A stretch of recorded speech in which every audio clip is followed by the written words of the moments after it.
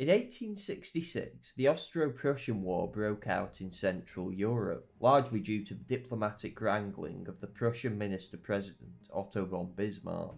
His aims in the conflict are the most well known, for they started and ultimately ended it. But lesser known are the designs of the other belligerents, interested neutral parties, and even those of the Prussian government themselves that found it hard to understand the complex political game Bismarck was playing. This video then will look at some of the goals pursued by the other stakeholders in the war. When the war broke out in 1866, the Austrian Empire was the most powerful state in the German Confederation.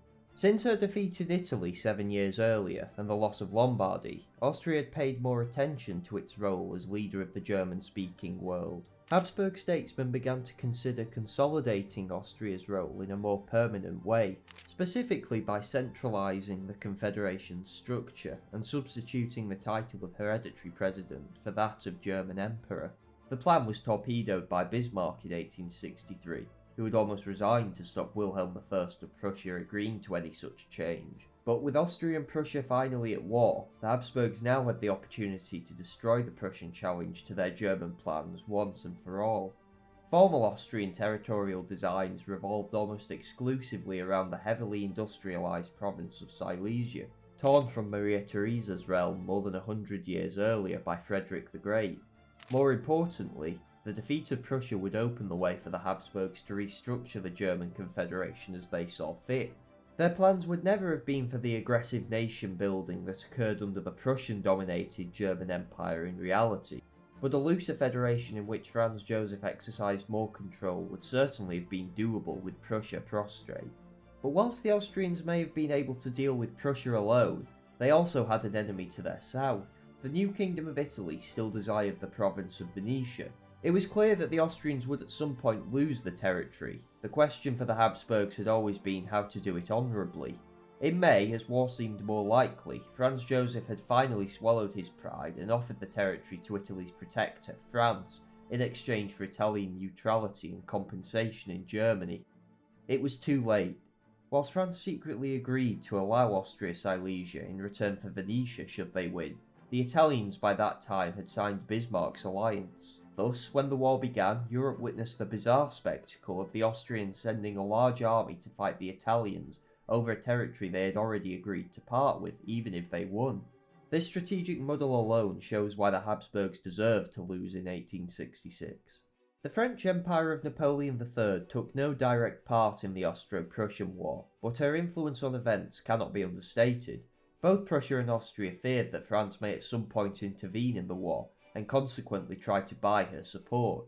What the price for that support was, many French policymakers themselves didn't know. Napoleon viewed Italy's acquisition of Venetia as the main aim of his foreign policy. His diplomacy regularly appealed to the national idea, and Italy served as his main protege. He thus sought to extract a commitment to hand Venetia to Italy from both belligerents. Bismarck readily accepted it as a price for an Italian alliance and a commitment to French neutrality. Austria, as discussed before, dithered before finally agreeing to hand it over, whatever the result of the war.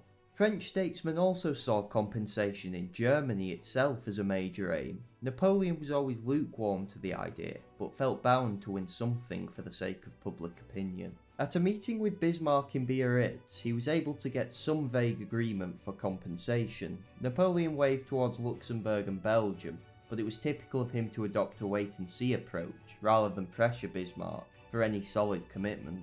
He was more concerned with Austria, who he expected to win the war. Along with the commitment to transfer Venetia, he also extracted an agreement that France would be able to set up some sort of buffer state along the River Rhine. This would naturally extend France's influence and provide security. Had the Austrians won the war, this may have actually come to pass.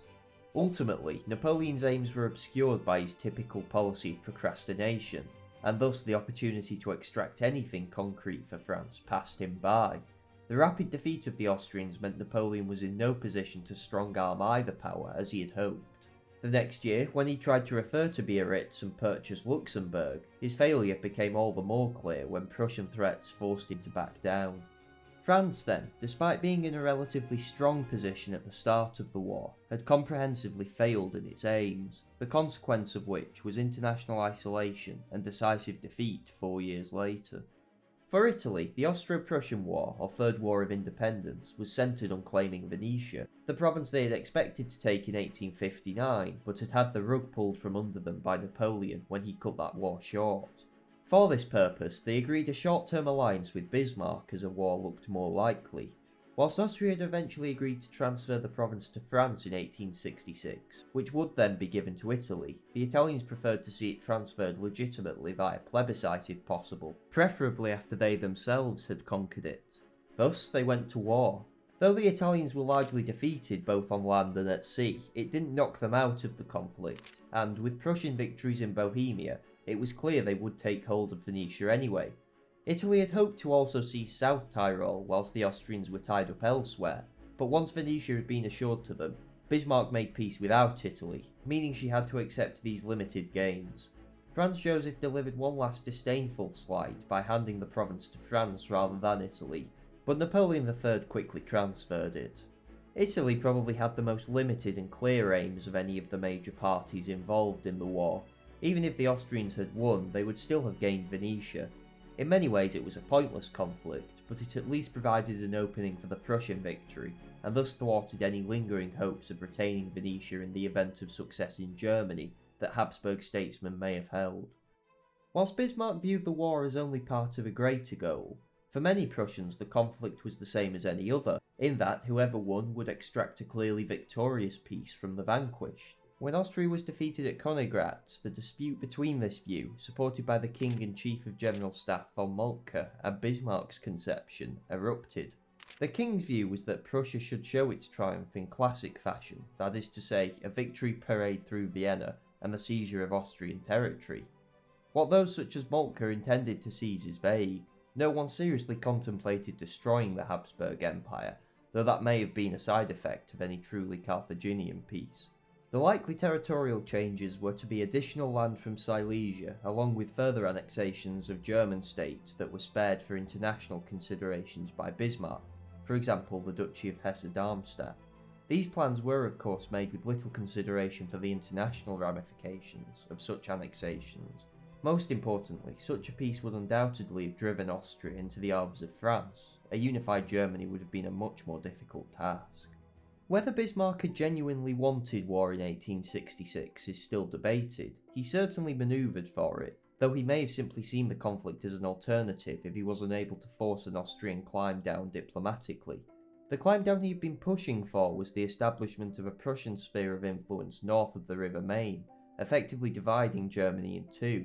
He had no interest in annexing Habsburg territory, which would ensure permanent Austrian hostility. It is certainly remarkable the way these objectives barely changed, even when the scale of the victory after Königgrätz became clear. They did become slightly more expansive. Austria was now to be totally excluded from German affairs, rather than just the north, while states he would before have preferred to win as allies, such as Hanover, were annexed wholesale. It meant almost all Prussian lands would be territorially connected.